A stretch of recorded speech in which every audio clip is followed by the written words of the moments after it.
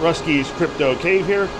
It's not too hot out today. It's probably about 75, 76 degrees outside or so. So the shed is running good.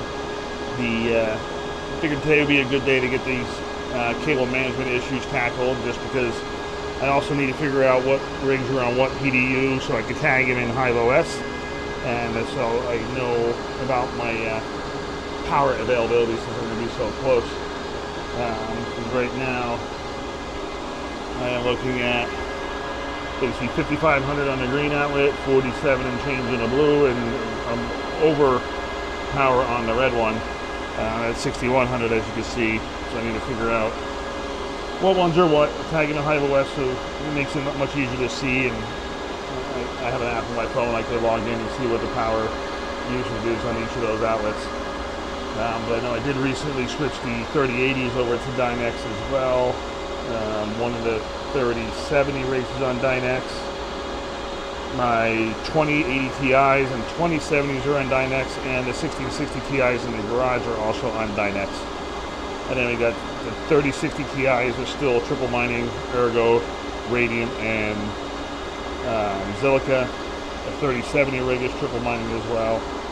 I did have the 3080s triple mining, but I switched them off to triple mining to Dynex, just mainly to save power, and also I believe it's more profitable too now. So, but I do want to get the S19 120 to full power, which I do believe now I have enough room in the blue outlet to do so. I just may need to move something from the red one to the green, which I believe if I move one of those mini dozes, or a mini dozer or a KD box, I can move it over to the green PDU. Basically, I'll be good. But got some little cable ties and stuff on my end little guys.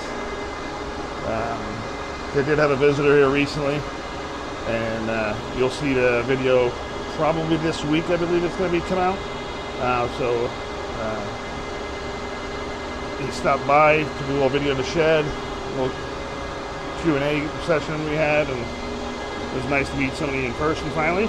But I guess the first basically person I met in the crypto industry, in the crypto mining industry, I guess you would call it, or crypto YouTubers or whatever. But the hobbyist isn't that far from me, so he stopped by and checked out my shed, which is pretty much a clone of his, kind of, with the same parts and stuff. So I credited him for the design. I did make some alterations, but like the vents I did change, so I did use different vents. I did start off with the same ones, but we made a deal for my old vents since I've been using these other ones. I still have the original filters in. There's still plenty of airflow coming in. I didn't change those yet, because actually they don't look too bad from the outside. The bottom corner one maybe is a little bit worse, but I will change those eventually. But it's about time to get at it and start getting some of this cable mesh straightened out. And I'll be back when I get some work completed. It's not too hot. It says it's 107, 104, 85 there, 89, and 85. So it's not unbearable in the shed today, so I'll bang some of this out just so I can make it a little bit more neat and tidy. So I'll be back when I'm done. Alrighty, moved some things around. So I moved the Mini Doge and the KD Box Pro, those little guys. I moved them to the green PDU, so that's maxed out. The blue one, I just reset the S19 to put it on normal hash rate mode. And you can see without the S19 just in boot up mode, it's only pulling 2,400 watts. So say 3,200 watts. Should be 56, 55, 5,700, somewhere around there. And then I pulled the two mini miners, mini box miners off of the red PDU. So that one's right at the 24 amps. So I'm just going to give it a few minutes for the S19 to spin up, and then we'll check back to see where my power's at. Actually, too, while we're waiting for the S19 to spin up, I did finish the cable management somewhat there. It's not the best, but it gets it out of the way, somewhat organized to an extent. There's just a lot of wires, and I just had that thermostat just hanging there, or that temperature probe. I gotta get that. Now it's odd, now that one's showing 98, and that one's at 100, which it was always flip-floppy before. And it's only a couple inches lower. Oh well, maybe I'll run it up higher, put it up near the top, near the roof, see what it does. But didn't do much here, just because just about everything's going here in these 4-to-1 into a C19. So that in the second optimizer there, just has two C13-14 cables go to that PDU. That one's on that PDU. This is on that PDU. This optimizer here is also on that one. And we can hear the S19 start to spin up. This last optimizer here is right here. And the 3080s are on this one, on that one as well. So it's actually, it wasn't too hard to figure out what's what, so I made in my notes as far as what rig is on what breaker, so it's like to easily identify it. You can see that spin up. Power usage is starting to creep up. If I had to guess, the fans are going to be cranking at pretty much full speed just to keep it cool. My next step will be, I'm going to see how this goes running there in full power mode, and if I have any overheating issues, then I'll swap it to what the IB Lane K3 is and put the AC Infinity and Fruits kit on it. Ooh, we spiked up to 65. That's basically saying it's using 4,000 watts. That ain't right. We gotta shut that down.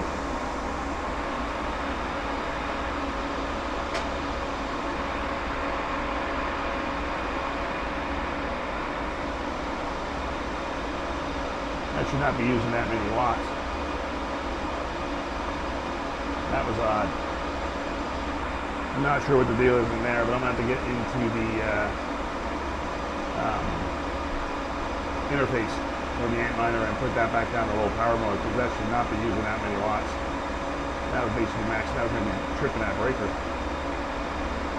So, alright, so let me get back in there, swap that around. So that idea didn't work. So we'll go to the next step.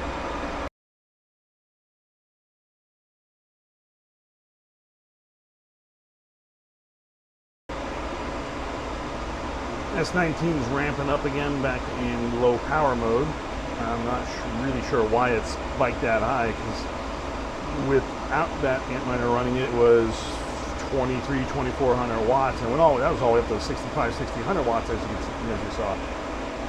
So I don't know why it did that, because that's like over 4,000 watts just for that one unit, and it's only supposed to be using like 3,200, 3,300.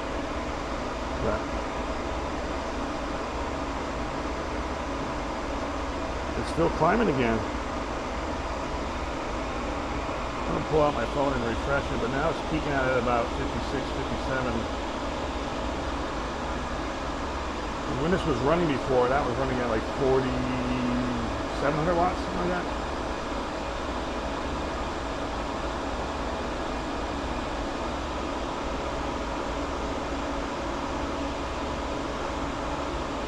Keep an eye on it. I'm going to get my phone in the other hand and see what we got here. Oh, there we go. Now it drops back down.